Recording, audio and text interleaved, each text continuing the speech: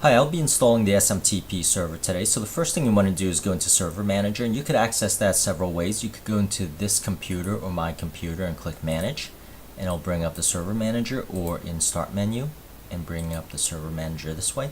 Now you want to select Add Roles and Features, and this screen, the first screen, you just want to click Next. The second screen, you want to select Role-Based or Feature-Based Installation, which is the first choice, and you select Next, and then you want to select the server that you're going to install the SMTP server on, and I have selected the server, and I'm going to click Next.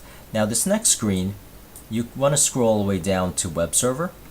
Now SMTP server is a part of the web server in IIS, and in fact it is a part of the legacy web server IIS 6. So even though I am on Windows Server 2016, and Windows Server 2016 has an IIS 10 offering, the SMTP server is actually installed on IIS 6. So you might want to select, or you will want to select IIS 6, but suppose you do not. On the next screen, so I have not selected IIS 6 here. So on the next screen, if I scroll all the way down, it will actually prompt me for the dependencies. So if I scroll all the way down to the S's and select SMTP server, you notice it prompts me here.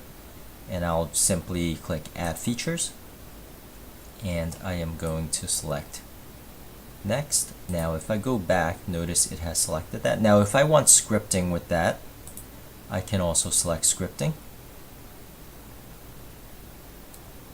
And keep in mind, this is the first screen of the selections, the server roles here. And underneath the server roles, you want to go to Web Server IIS. And under Management Tools, you want to select IIS 6. Now I'm going to click Next, and SMTP Server in the Features here. So once you select SMTP Server, I'm going to click Next and simply install. And this will take about 1 minute or 2 minutes. And I'm going to pause the video here and come back in 2 minutes. So the installation has completed after 2 minutes. So once that's done installing, we'll have to configure it. So what I often do is I go into PowerShell, and I'll open up as an admin PowerShell, and I will often reset IIS by typing in IIS reset. And while that is occurring, let me put this aside here, waiting for it to restart. Once that's started, I will go back to Server Manager. Under Tools, you'll notice there is a IIS Information Manager 6.0. I'm going to select that, and you'll see the SMTP has been installed, but it has not started, so I am going to highlight that and start the server. Now I'm going to right click and open up Properties. And 90% of the time, what you have to configure is simply going to the Delivery tab, Advanced, and putting in simply a host, which is the actual SMTP server. Keep in mind, what you've installed here is not really the SMTP server, but actually an SMTP relay.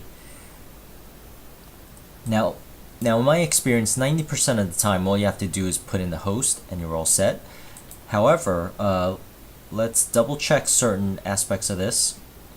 So I am going to go into my PowerShell again, type in WF for the firewall, and make sure you have port 25 open. So if I search here and scrolling down, just making sure you have port 25 open. So that's port 25, and it is open. And also, so for me, my mail server actually is not on port 25. So you'll notice I've set up a SMTP, and I've added 25 and 587. So 587 is actually my server port here. So the other aspects that I have to configure is the outbound connection. where I have to put in 587. And keep in mind, this is just particular to my configuration. But if your mail server you're connecting to has a different port than the default port 25, SMTP port 25, you'll have to put that in here. And also my mail server requires authentication, so I am going to put that in also. Cowboy at gmail.com, code cowboy.org, and I will be typing in my password. Now oftentimes what ends up happening is you'll have to also configure the permissions. So under the Access tab, click Relay, and instead of only the list below, you have to select all except the list below, and I am going to click OK. So now that I have my access restriction set up, I want to test the sending of an actual email. So I am going to go into my SMTP client here. So I'll have a link in the description area where you could download an SMTP client where you could test out the connection. So I'm going to go ahead and download my client that I wrote. And this does require Framework 3.5, so you might have to install .NET Framework 3.5. And I'm going to go in here, run the application, and it'll ask me if I really want to run it because it doesn't recognize the exe. I'm going to click more info here and run anyway, and I'll bring up my test SMTP test mail client, and I am going to put in port 25. So keep in mind, this is to connect to the SMTP relay server I just installed. So I do not need authentication, whereas when I was configuring my relay server to connect to an SMTP that delivers, I needed authentication. So my SMTP server that I just installed actually does run on the default port 25. And I will be testing out an email.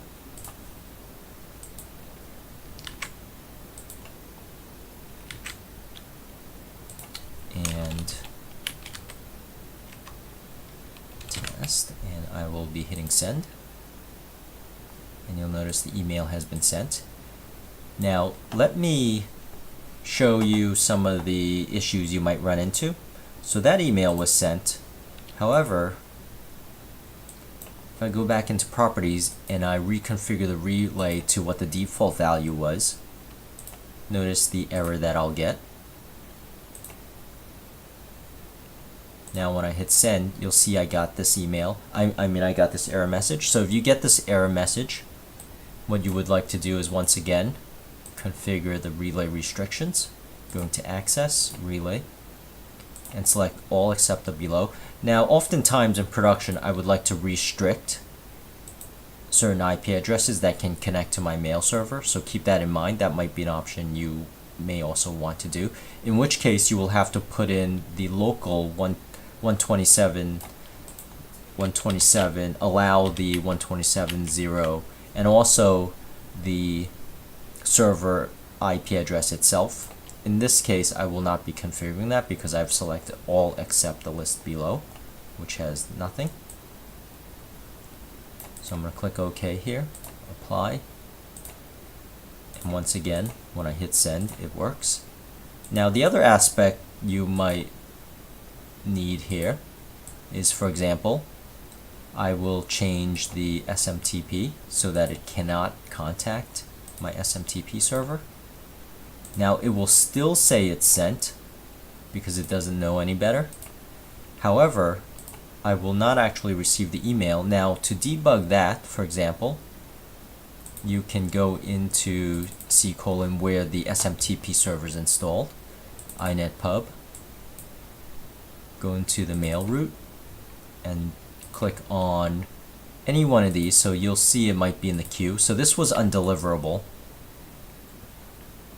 because the SMTP, so if your SMTP relay server can't connect to an SMTP server, your queue here will fill up and you'll see a lot of EML files. So for example, if I open this up here, you'll notice delivery failed, but it's still in the queue and it's going to keep on retrying. And this is the email that I was trying to send. You'll notice my test here and the subject line.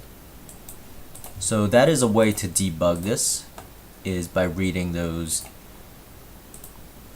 email headers. Now if you go to the bad email folder, you'll notice this is also labeled as bad. I can open it up in a text editor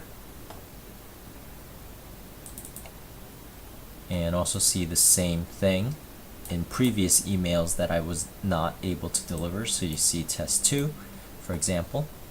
So that is several ways to debug it, but for the most part, if you follow the instructions that I have, should be fine. Now once again, I would like to emphasize some of the configuration parameters. So in my experience, 90% of the time, all you'll have to do is configure the relay restrictions. And also under delivery, in a corporate environment, lots of times internally, all you have to do is configure the smart host here. And 90% of the time, that is all that's required. In other cases, you'll have to configure the port. Normally this is the default port 25, and also the security. The security here, so you might need authentication, but in most cases, in most corporate environments, it is simply anonymous. But that's really it. That's what I wanted to mention, and keep in mind I will have these links in the description area where you could download my simple SMTP test client, where you could test out your installation after you have installed it. But that's really it, and please subscribe if you found this helpful, and thank you for watching.